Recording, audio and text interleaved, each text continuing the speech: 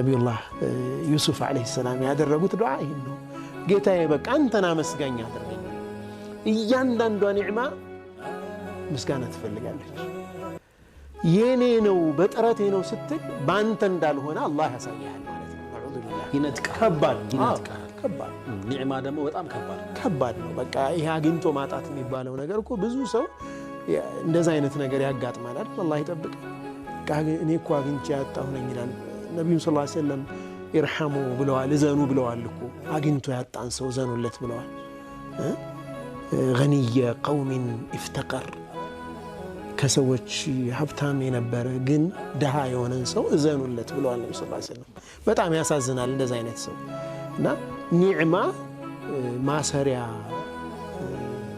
ገመዱ ሹክር ከልብ ማለት ነው። ይህን ጉዳይ በእኔ ኃይል አይደለም። አልመሊኩ ወላህ አልመሊኩ ልሐቅ አላህ ነው የሰጠኝ፣ አላህ ነው አሁንም የአላህ